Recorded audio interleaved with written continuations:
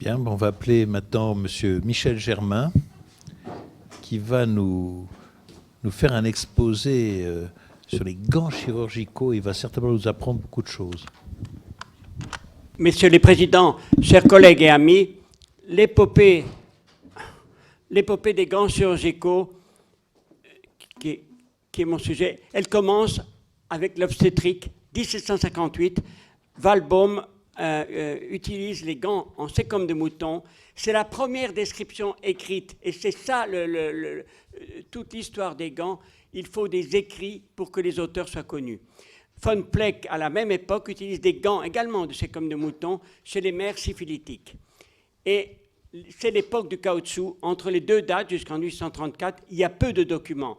Et 1834, Cook plonge ses mains dans une solution de caoutchouc. Il est assez satisfait de la méthode. Vous imaginez les difficultés d'enlever ensuite le résidu sur les mains.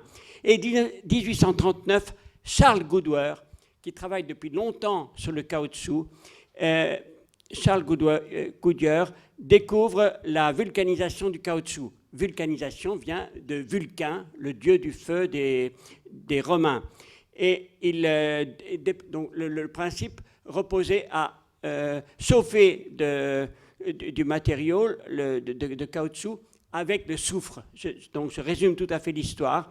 Et il a un caoutchouc de bonne qualité. Il dépose son brevet aux États-Unis en 1843.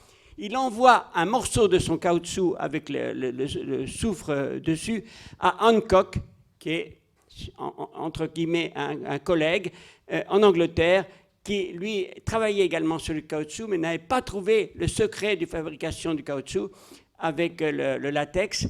Et donc, il dépose, lui, le brevet en Angleterre. Et vous imaginez les difficultés entre les deux hommes par la suite.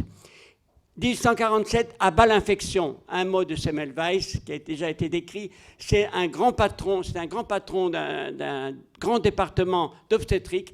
Il visualise que les sages-femmes qui accouchent ont très peu d'infections, très peu de mortalité, alors que les médecins qui viennent de faire des autopsies dans la salle voisine ont un taux élevé d'infections et de décès. Il impose le lavage des mains et réduit considérablement la mortalité. Lister, 1867, utilise et fait pulvériser par un aide l'acide carbonique sur les mains, sur les instruments, sur les champs opératoires et au niveau du plan opératoire. Et puis, c'est notre illustre Pasteur qui, dès 1860, établit la théorie des germes et étudie les germes aérobies et anaérobies. Et en 1878, il publie à l'Académie des sciences et à l'Académie de médecine les règles de l'asepsie. C'est lui le chef et le patron, le pionnier de l'asepsie. Malheureusement, Pasteur n'est pas chirurgien. Et il y a un chirurgien célèbre, c'est Bill Roth, chirurgien célèbre et réputé, qui pense, donc 4 ans après les écrits de Pasteur, qui pense toujours que l'infection est due à des substances toxiques. Vous imaginez donc tout ce retard qui est pris. 1847, Cattell affirme qu'il faut utiliser des gants de caoutchouc vulcanisés. 1878, Foster a une fabrique de gants chirurgicaux, coton, cuir, soie, caoutchouc. 1878 également, toujours la même chose. C'est la première publication aux États-Unis. L'assistant du docteur Thomas à New York utilise des gants chirurgicaux en caoutchouc, donc bien avant Alstedt. 1880, Papin utilise des gants de caoutchouc. 1886, Jalaguier, le Lyonnais, fait fabriquer des gants de caoutchouc, mais les utilise seulement pour les pansements. 1889, c'est Alstedt et l'impulsion des gants chirurgicaux. Il a une charmante et agréable aide opératoire, Caroline Hampton, qui est penseuse et qui souffre d'une dermite due à la désinfection par la solution mercurique, dermite des bras et des mains à cause des antiseptiques. Il veut soulager sa peau et surtout la garder avec lui. Et il commande, de passage à New York, il commande 2 paires de gants fins à la Goodyear Rubber Company. Et voici la copie de ces gants. C'est l'amour entre les deux, le mariage, donc c'est pourquoi cette histoire est célèbre. Et voici un compte-rendu de Alstedt au cours d'une mastectomie, où il écrit très lisiblement, on le voit sur ce document, les gants ont été utilisés. L'essor des gants est par contre progressif. Alstead, qui est le grand patron de cet immense hôpital, le Johns Hopkins Hospital aux États-Unis, en 1889, utilise les gants chirurgicaux seulement pour les opérations délicates, opérations osseuses en particulier. Et ce n'est que sur le tard de sa vie qu'il utilise constamment les gants chirurgicaux, et a posteriori, il regrette de ne pas avoir utilisé constamment les gants pour toutes les opérations, les gants chirurgicaux. Et voici Alstead en 1904, vous voyez que toute l'équipe est gantée et a des vêtements chirurgicaux qui sont stériles. Le voici en 1905 également, toute l'équipe est gantée pour opérer. Les élèves de Alstead sont également célèbres. Vous voyez, c'est dans cet hôpital, Johns Hopkins Hospital, qu'a été vraiment divulgué les gants chirurgicaux. 1893, son élève Bloodgood, qui s'occupe de la chirurgie viscérale, porte également des gants. Et en 1899, encore une fois, une publication, il montre que le taux d'infection dans les cures de hernie passe de 25% sans gants à moins de 1% avec le port de gants.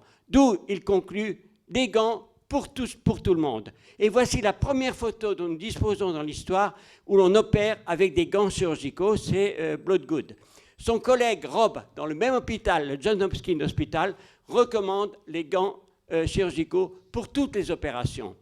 Et McBurney, on reconnaît là le talent de ce chirurgien, il étudie bien ce qui n'est pas stérile. En fait, les instruments sont stériles pour opérer, l'habillement du chirurgien est stérile, les champs de bordure sont stériles, il n'y a que les mains qui ne sont pas stériles. D'où il systématise le port des gants pour parfaire la tenue stérile. Et voici les gants américains utilisés avec un grand succès. Et en Europe, qu'est-ce que passe-t-il ? 1893, Mikulicz s'habille, le voici habillé totalement. Il utilise par contre des gants de soie, voire des gants de cuir. 1897, von Mantelfeld utilise ces gants de caoutchouc stérilisables. Donc on passe à l'étape suivante, des gants stérilisables. Et surtout, 1898, Friedrich de Leipzig recommande son gant fin. Regardez et visualisez la qualité de ces gants qui sont extrêmement fins, où on voit chaque pli de la peau, chaque ongle également. Ce sont des gants fins en caoutchouc stérilisables. En France, que se passe-t-il ? Pozzi autopsie avec des gants pour sa protection, mais il opère à main nue. 1895, Thérillon, voici son timbre, codifie l'asepsie chirurgicale. Je répète, c'est Pasteur le patron de l'asepsie. Mais par contre, Thérillon utilisait l'autoclave. Et puis, un grand nom de la chirurgie française, Chaput, qui introduit en France les gants de caoutchouc stérilisables par ébullition. On peut les utiliser très très longtemps. Et vous rappelez-vous des penseuses, en tout cas que j'ai connues, qui la nuit réparaient les trous dans les gants avec des rustines. Voici Chaput, voici le gant de Chaput. Deux caractéristiques à ces gants, les doigtiers sont extrêmement courts et la largeur des gants. Il y avait deux tailles à ces gants, le gant chirurgical, 30 cm de longueur, et le gant pour l'accouchement, 55 cm de longueur. Voici une photo de ces gants chirurgicaux de Chaput, conservés au musée de la science publique. Le XXe siècle, c'est le débordement des gants chirurgicaux, avec en particulier les gants américains qui épousent parfaitement la main des chirurgiens. Ici, un catalogue de gants avec les gants de Chaput, les gants américains, les doigtiers également. Et puis, 1914 et 1940, les guerres. Les gants sont généralisés dans les blocs opératoires. Une remarque, certains chirurgiens, jusqu'en 1920, continuent à opérer les mains nues. Et voici des blocs opératoires pendant ces guerres où les chirurgiens sont gantés. Voici un autre bloc opératoire pendant ces guerres, un autre bloc où les chirurgiens sont gantés. Une remarque, à l'époque, les patrons se faisaient ganter par leur aide. Et voici Doyon, un chirurgien réputé français, qui se fait ganter par son aide. 1950, c'est l'époque des gants jetables à usage unique. Et voici le gantage d'un chirurgien. C'est l'apogée à ce moment-là, avec les gants à usage unique. Voici le gantage à nouveau d'un chirurgien. Ces gants à usage unique apportent l'asepsie totale. La protection croisée entre patients et chirurgiens et inversement, et l'utilisation se fait croissante, tant au bloc opératoire, en consultation par les médecins, par les dentistes également, par tous les soignants. Et en France, plus d'1 milliard de gants d'examen sont utilisés par an et plus de 80 millions de gants chirurgicaux. Vous imaginez donc l'énorme production de gants chirurgicaux. Qu'est-ce qu'un gant? C'est une matière et un lubrifiant. Dans 95%, la matière utilisée, c'est le latex naturel qui est, après saigner, on appelle ce geste saigner l'arbre Levea brasiliensis, on recueille le latex et on le travaille. Et le deuxième élément, c'est le lubrifiant. Longtemps, le talc a été utilisé, puis, je résume, c'est l'amidon de maïs qui est actuellement le plus utilisé, avec également le polymère hydrophile, comme ce qui recouvre la face interne des lentilles oculaires. Fin du XXe siècle, 2 éléments étudiés, le latex et la poudre. Le latex est constitué de particules de caoutchouc en suspension avec des protéines, 2%, il n'y en a pas beaucoup. Par contre, 2 types de protéines, celles qui sont fixées au caoutchouc, 60%, mais il y a ces 40% de protéines libres, hydrosolubles, extrêmement dangereuses, qui donneront les allergies. Le deuxième élément, voici la fabrication de ces gants. Ce sont des éléments, des gants en porcelaine, qui sont trempés dans la solution de latex avec des agents de vulcanisation. C'est le deuxième élément dangereux, la protéine hydrosoluble et l'élément de vulcanisation. La poudre, indispensable, d'une part pour l'extraction de ces gants à partir des moules. Également, elle empêche de coller le gant à la peau et l'enfilage est facile. Remarquez les dégâts que laisse cette poudre sur les doigts et sur les mains des chirurgiens. Actuellement, il y a 4 types de gants et la majorité sont des gants en latex avec poudre. Et vous verrez l'évolution tout à l'heure. 8% latex sans poudre, 1% sans latex avec poudre et seulement 1% de latex sans poudre. Et c'est l'alerte aux gants. Pourquoi en 1985, il y a cette alerte avec l'allergie aux gants et le danger des allergies, avec le latex poudré, pour 2 raisons. D'une part, il y a une production intensive de gants, donc on ne supprime pas les protéines solubles qui sont le danger allergisant, et d'autre part, les techniques de vulcanisation qui laissent des résidus. Voilà les 2 éléments dangereux. Ces allergies touchent les patients et les personnels. L'importance est variable, allant d'un simple gène au choc anaphylactique. Les conséquences économiques sont dramatiques, avec un coût direct, les soins au personnel et aux malades qui ont été opérés, et coût indirect avec de l'arrêt de travail et des ITT. Remarquez, après dégantage des chirurgiens, la poudre qui reste collée sur les mains et surtout cette poussière de poudre qui envahit le bloc opératoire. On considère qu'il y a 1 kg de poudre de maïs qui se répand dans un bloc opératoire par an. L'allergie au latex est définitive. C'est dramatique. Et il y a des allergies croisées avec certains fruits, bananes, châtaignes et kiwis. Les gants en latex donnent 2 types d'allergies. Je souhaite le répéter car c'est essentiel.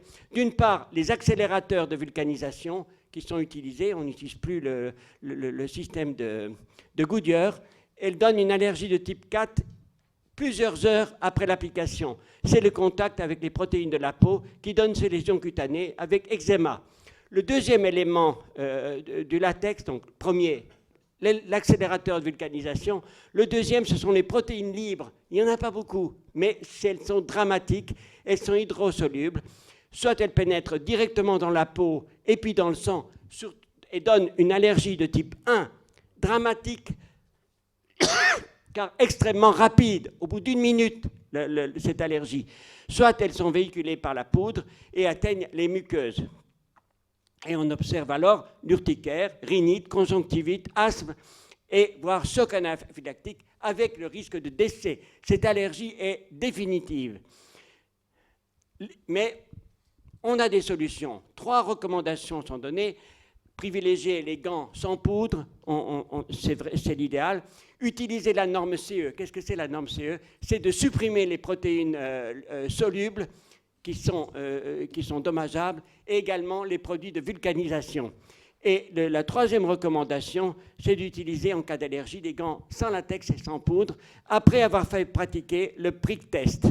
L'idéal, c'est supprimer, vous verrez le coût par contre, supprimer le latex et la poudre. Nous avons les solutions. 3 types de gants sont actuellement proposés, en particulier le vinyle qui sont blancs, le néoprène qui sont verts, mais pas faciles à utiliser, ils sont épais, et le copolymère synthétique qui sont de couleur jaune.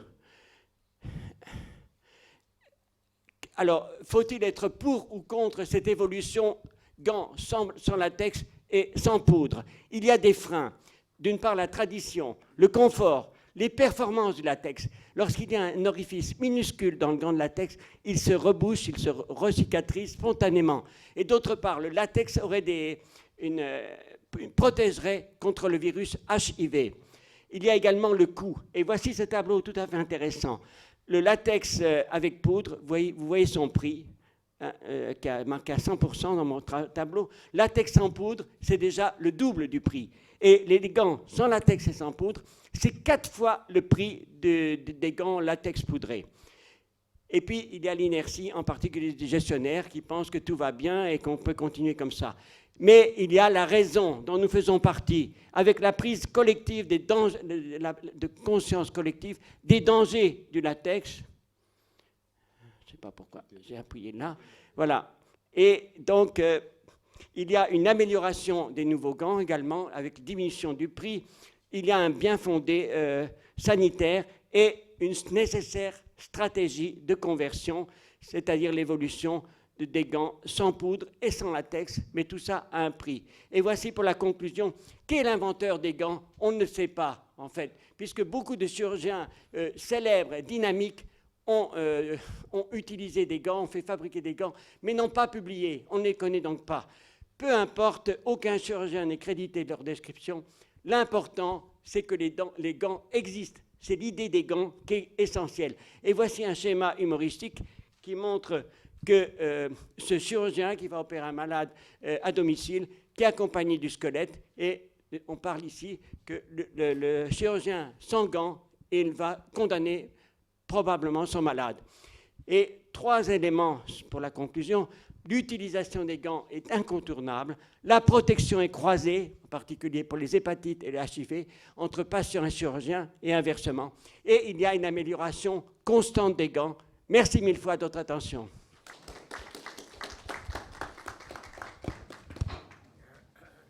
D'abord, il y a une chose qui frappe quand on regarde les photos d'intervention entre 1885 et 1920, c'est la disparité des comportements. J'ai vu des photos où on a le chirurgien, alors ça va être une petite pique contre les chirurgiens, le chirurgien qui opère, il est en blouse, il n'a pas de gants, 1890. Toutes les infirmières et les aides ont une calotte et parfois un masque, et lui n'a pas de calotte et opère. Il y a une hiérarchie sociale du chirurgien qui, lui, ne peut pas transmettre, etc. J'étais président du CLIN pendant 10 ans de Necker. Donc alors, et vous avez montré une photo d'Alstedt qui date de 1920. Il ne porte pas de masque, etc. Il y a toutes sortes de disparités. On ne peut pas faire une vraie chronologie. Je suis frappé quand on voit les photos de l'époque où il y a vraiment un comportement très individuel. Il n'y a pas une règle. Elle s'impose peut-être après les années 20, mais avant, c'est très disparate. Tout à fait, vous avez parfaitement raison. La protection du visage est survenue tardivement. Certains chirurgiens recommandaient de se laver. Les chirurgiens étaient, à cette époque-là, portaient une barbe, recommandaient de se laver simplement, mais on portait très tard la barbe. Et même certains chirurgiens, lorsqu'est survenue la bavette, la portaient sous le nez pour mieux respirer. Ça répond à votre question. Absolument. La deuxième chose que je veux dire, il y a encore des chirurgies où on n'utilise pas de gants, en particulier, il me semble, en ophtalmologie, on n'utilise pas de gants. Est-ce que je me trompe? Plus maintenant, monsieur, plus maintenant. Nous avons des gants extrêmement fins pour la microchirurgie, d'une part, et également en ophtalmologie. Oui, bonjour professeur. Zachary Damani, aide de bloc opératoire. Je voulais savoir à quand la publication d'un livre sur les gants chirurgicaux, parce que je retrouve très peu. vous demande quand il y aura une publication d'un livre sur les gants. C'est ça. Donc, mon ami, on m'a déjà réclamé ce livre. Je ne suis Parce que j'en trouve très peu l'éditeur, bien et c'est pas entendu, évident. qui devrait paraître en 2011 sur les gants chirurgicaux, avec les deux grandes parties, l'histoire et puis les Et allergies. quelques iconographies, ça serait pas mal non plus. En sachant que ils enregistrent, je pense, tout ça. Certaines photos sont protégées, hein, donc on n'a pas le droit, pour l'instant, de les diffuser sans autorisation. D'accord, très bien, merci beaucoup. Protégées professeur. par la bibliothèque. Tout à fait, merci beaucoup. Pour aller dans le sens de la remarque de notre doyen, on a des caricatures de Toulouse-Lautrec, donc c'était lorsque son cousin Gabriel Tapier de Céléran était interne, c'est dans les années 1880. Toulouse-Lautrec est mort en 1901, et il peint, il décrit, il dessine Péan, le grand Péan, l'homme de la pince, avec sa redingote. Oui. C'est quand même extraordinaire. Hein, c'est une caricature. Monsieur, je vais tout à fait dans votre sens. J'avais prévu de montrer 2 photos, puisqu'on les a, de Péan, dont une est au musée de la science publique. Péan n'a en fait rien fait pour les gants chirurgicaux, donc il n'a pas du tout sa place dans les gants. Voilà, exactement. Il y a un tableau célèbre où il va opérer une femme avec du sein, a priori. Il arrive en redingote et on lui passe ses instruments comme ça. Curieusement, il avait un taux d'infection bas, statistiquement, et on ne sait pas pourquoi. Oui. On a décrit il y a quelques années des crises d'asthme parmi le personnel des blocs opératoires par inhalation des poudres en mettant les gants. Qu'en est-il actuellement? Oui, mais c'est toujours le cas. Ce n'est pas la poudre qui donne les crises d'asthme. La poudre est vecteur des protéines solubles du latex. Ce n'est pas la poudre elle-même qui donne les crises d'asthme, puisque la poudre est inerte, c'est de la poudre de maïs. Donc, tout à fait exact, monsieur. Ça existe toujours et ça donne des arrêts de travail et des changements de profession, tout simplement. Bien. Je suis peut-être un cas particulier, mais au cours de ma carrière chirurgicale, j'ai commencé à faire des allergies aux gants. Enfin, on m'a dit que c'était probablement aux gants. Alors, j'ai réfléchi à savoir comment j'allais me protéger. J'avais été faire des stages chez les chirurgiens suisses qui, en orthopédie, mettaient des gants en caoutchouc et revêtaient des gants en toile, en tissu, sur leurs gants de caoutchouc. Et ils changeaient très fréquemment leurs gants de tissu qu'ils remettaient après. Et j'ai fait le contraire.